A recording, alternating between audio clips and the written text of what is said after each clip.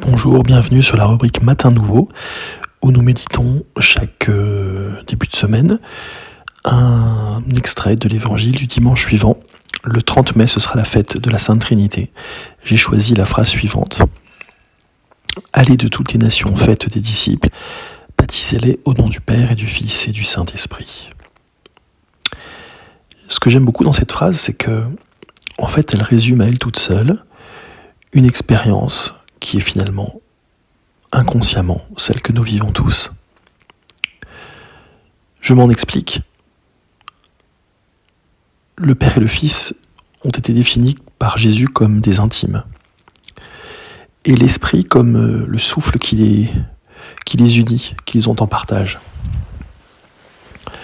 Ce fameux souffle qui a été donné à l'homme au moment de la Genèse par le Créateur. Le Créateur souffle son propre souffle dans l'homme pour lui donner la vie. Donc, indirectement, le simple fait de respirer est un acte sacré. Ce que d'ailleurs beaucoup de traditions, dont la tradition chrétienne, mais pas seulement, des traditions plus orientales aussi.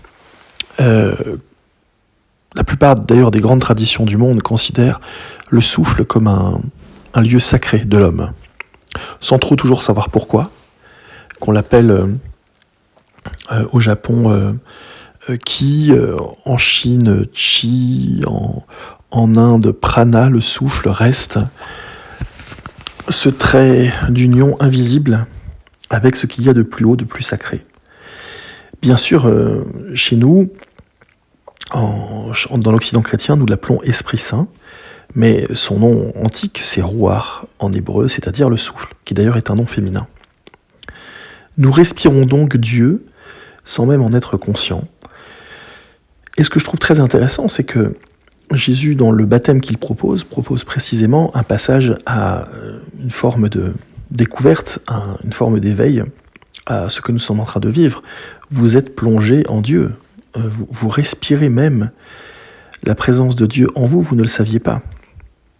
D'ailleurs, Saint Jean ne dit pas autre chose dans la première lettre de Saint Jean, au chapitre 4, lorsqu'il dit « Quiconque aime est né de Dieu et connaît Dieu ».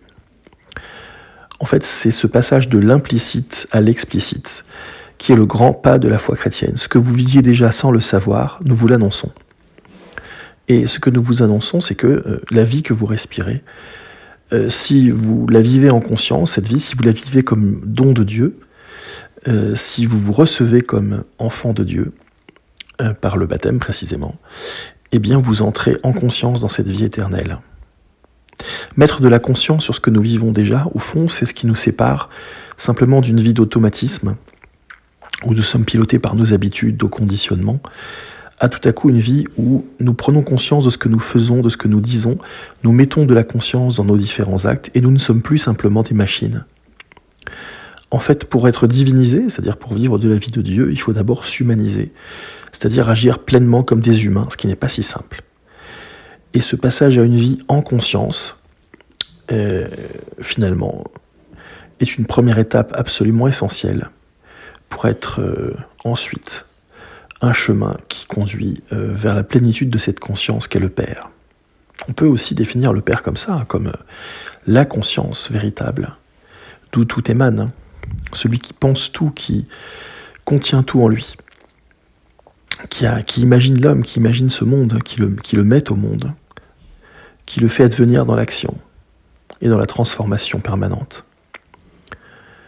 Ce chemin de conscientisation n'est pas toujours vécu au sein des religions, quelles qu'elles soient, dans le christianisme non plus d'ailleurs. On peut très très vite faire de ce chemin sacré, ce chemin religieux, c'est-à-dire ce chemin qui nous relie, on peut très très vite en faire un chemin d'habitude et d'assoupissement.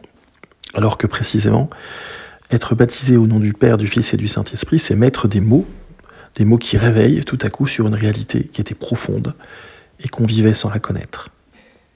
Je trouve magnifique aussi cet usage de l'eau qui réveille, l'eau qu'on se passe parfois sur le visage lorsqu'on est un petit peu endormi.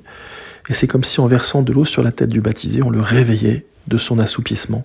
Prends conscience que tu es plongé dans cette vie divine et accepte-la comme tienne. Alors, en reconnaissant l'origine et la fin de cette vie divine, tu pourras emprunter le chemin qu'est le Christ. C'est lumineux.